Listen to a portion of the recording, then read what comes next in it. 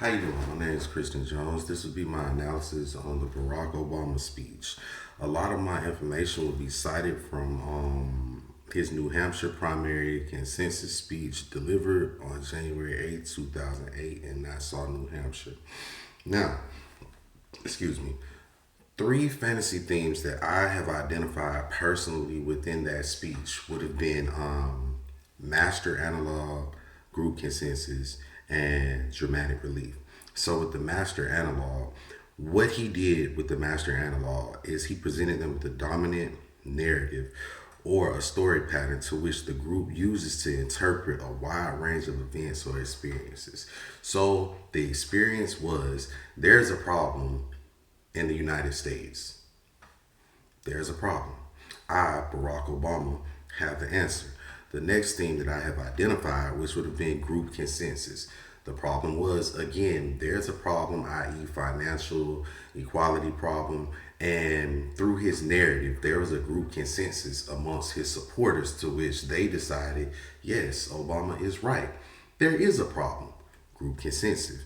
Next, in his narrative, in his master analog, what he did was he delivered a dramatic relief speech, right? Dramatic relief can provide emotional relief to the group members by allowing them to vicariously experience the events or emotions through the narrative.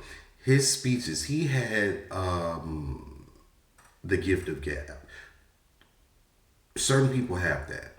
And what Obama did was he allowed his supporters to verbally feel the strain of the economy and allow them to understand that there was a certain problem in the world that only he can fix. Now, within every narrative, there is a villain and a hero.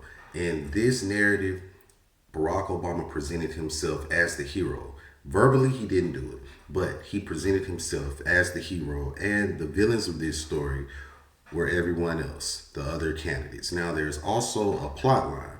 The plot line that Barack Obama presented was a better tomorrow that only he could provide with his victory in the primary. The setting was a better day moving toward tomorrow. And let's see. Yeah, a lot of words that I felt Obama used within his speech triggered his supporters to be swayed in his direction. Now, a lot of the words that he used were words such as "yes, we can," "change we could believe in," words such as "heal," words such as "struggle," "stand for change," and for me, the most important piece of vocabulary that he used to spark this thing within his supporters was the word hope. Hope means that there's a problem. Hope means that there's an issue. And the I have the solution to said issue. That is what Obama was presenting to the supporters. Now, how does this help me understand uh, the group, right? Well, the group discussion or the group analysis, right? For me watching, I watched the speech about four times and I went through the material and it finally clicked on me that certain people have the gift of gap and certain people use the master of analog or master analog to just basically provide a narrative. And if the narrative is strong enough, then you will move toward a group consensus to which all everyone or the majority of the group feels the same way. Once you get them to feel the same way, then you provide them with dramatic relief. The dramatic relief is the solution to said problem that only you saw. But through the power of your vocabulary, you were able to spin the narrative to where the supporters would believe that there's an issue.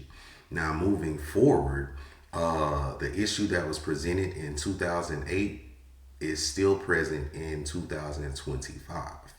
So, a lot of the candidates are one and the same. It's just Barack used his mastery of vocabulary to, I'm going to say, manipulate his supporters into feeling like there was a problem to which he only had the solution to. So that was my analysis. Those are my three fantasy themes that I personally identified. I also gave the character, which was Obama, the plot line, and the settings. Have a great day.